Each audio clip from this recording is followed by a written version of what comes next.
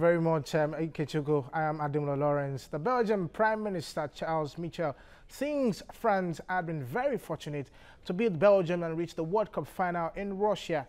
Michel and French President Emmanuel Macron were at the Petersburg Stadium when France pipped Belgium 1-0 to earn a place in the Sunday's final in Moscow. Barcelona defender Samuel Titi scored the winning goal midway into the second half. For France!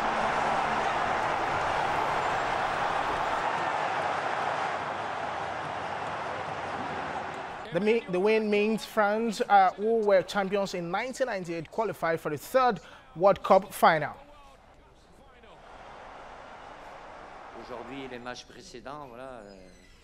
For what happened today, we have to give credit to the players. They are the actors and they do everything to work together. We have spent 49 days together since our first preparation. And who could have believed it, that we could make it to the final of the World Cup? We have to appreciate it. 4 days from now, we will be celebrating with our family. And we are going to do everything on our side this time, not to let what happened 2 years ago repeat itself. We have to give a lot of credit in the way that France defended and even put certain attacking players defending very deep and giving us a lot of respect in that way. But we couldn't find a little bit of magic in front of goal.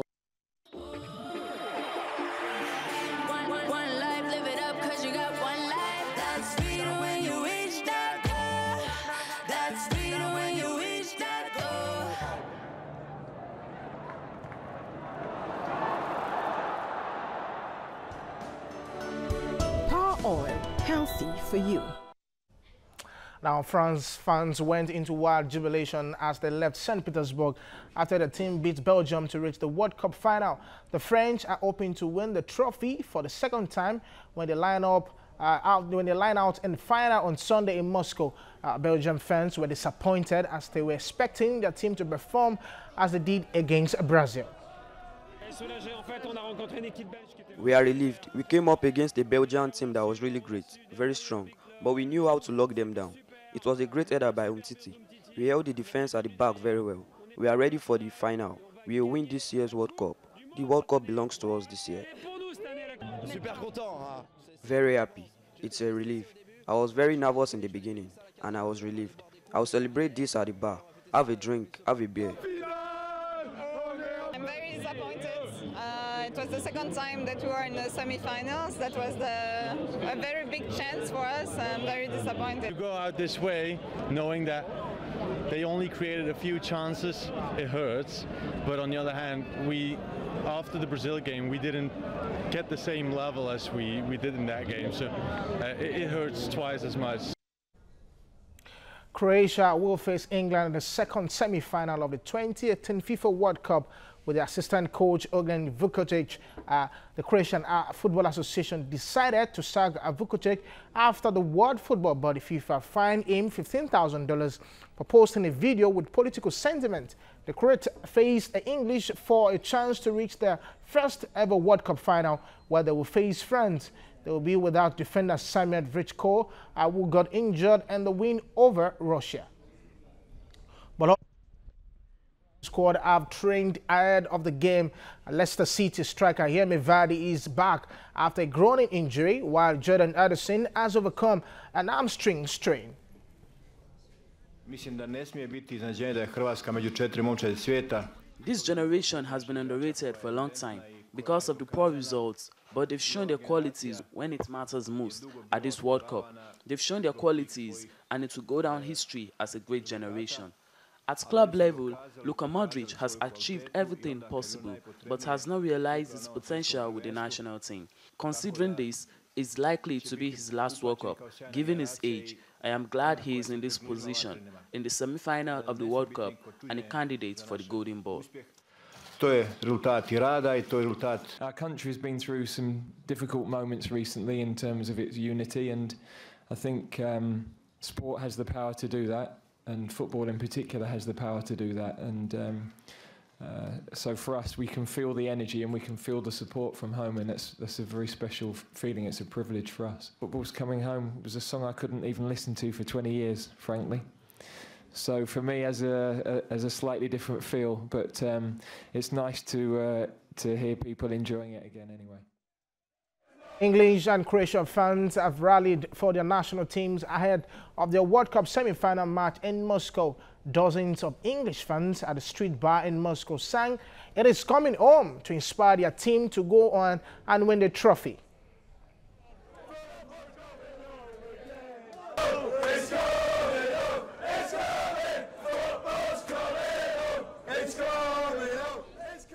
But they were countered by a handful of Croatians responding, "England is going home." This is the first time the two sides have met at the World Cup.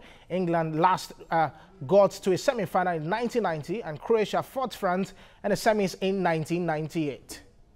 It's their last day here. They will have to go, so we are celebrating with them. We are the better team. We have Modric, we have Rakitic, we have Mandzukic, we have Lovren, we have Zlatko Dalic.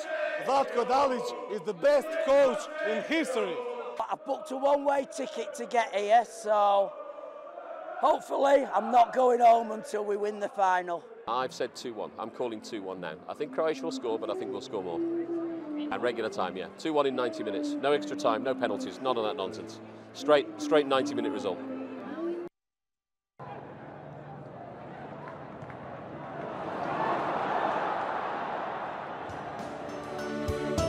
Oil, healthy for you.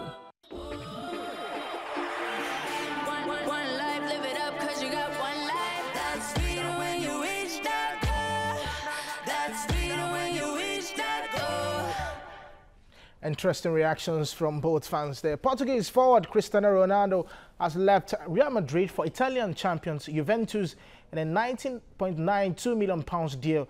The deal makes Ronaldo the fourth most expensive player of all time. The two clubs reached a deal for the Portuguese to sign for Juventus for 4 years. Ronaldo won 4 Champions League titles in his 9 years at Real Madrid.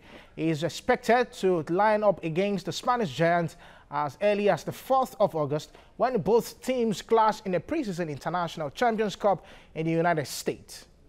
English Premiership champions Manchester City have broken their club record to sign Algerian winger Riyad Mahrez from Leicester City for £60 million. Mahrez is Man City's first signing since they won the Premier League. They walked away from a potential deal for Mahrez in January because they were put off by Leicester's valuation.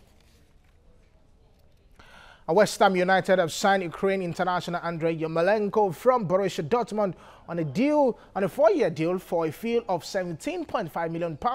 The 28-year-old had signed a 4-year contract at Ames and in the club's 6th summer signing following Jack Wisrell, Ryan Fredericks, Lucas Van Biaski, Issa Diop and Sebastian Niebela. The winger joined Borussia Dortmund from Dynamo Kiev in 2017 for around £20 million and has a wealth of international experience. He has made 77 appearances for Ukraine and is 13 strikes behind Andrei Shevchenko, leading goals record of 48.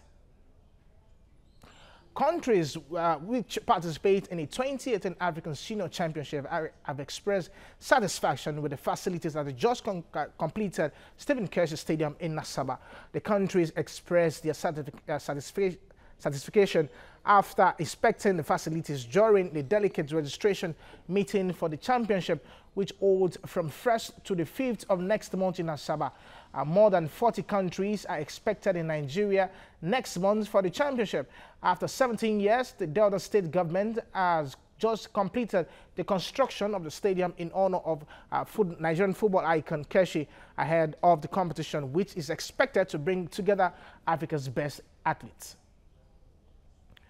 With the excitement of the Soccer World Cup about to come to an end this weekend, another round of fun is about to open for fans in Lagos with the first dance football competition. Up to 1,000 football players and dancers are expected to converge on the Teslim Balogun Stadium next month for the dance football competition. The Lagos State Sports Commission is working with the State Football Association and the Taurus events to organize the competition for youth and to show their freestyle skills. Youth in 4 categories, with the oldest being 22, will take part in the competition. And the objective tallies with the vision of His Excellency in creating a synergy between tourism, hospitality, entertainment, and sporting excellence. So for us, it falls in line with what we are mandated to do. It's all the kids that have the opportunity of playing 11-a-side football. And in all football-related activities, you can get somebody. And that somebody can become a very big person tomorrow. So we need to be involved in all this from the scratch until we get to the finals. So we need to, it's an opportunity for them, and it's equally an opportunity for us too, at the football association level. So anything that involves football, it's a duty. Some people are out there, they have skills. Some have talent, but they don't have opportunity, the next opportunity they will have to make them be who they want to be. So that's basically what this competition is all about. Our former world number one, Serena Williams, has continued a march to a record of 24th Grand Slam title and 8th Wimbledon crown. Serena survived an early scare to beat hard-eaten Italian world number 52, Camilla Giorgi, 3-6, 6-3, 6-4, reached the semi-final at the Wimbledon Open. It was the first time she is dropping a set at this year's Wimbledon. Serena faces German Julia Görges in the semi-final on Thursday. And a 36-year-old who gave birth to her first child in 2017 says motherhood has brought out the best in her, moving from 181 to 51 in the world. She's aiming to become the first woman in the Open arena after Kim Clijsters, Yvonne Goolagong, and Margaret Court to win a Grand Slam as a mother. Now that I'm a mom, I just want to even be more of that role model for my daughter, and for, you know, lots of kids out there that want to, or people out there that just want to be inspired. And here's some good news. You know, right now it's so much bad news in the world. It's like we just need a good story. It's better than 183, so, or whatever I am. Got to keep trekking on though, you know. It's not Serena Williams 51. It doesn't have that same ring to it. You know, the one part does, but not the 5, so. And that's all in sport time. Ademola Lawrence is back to Ikechugo and Busalami.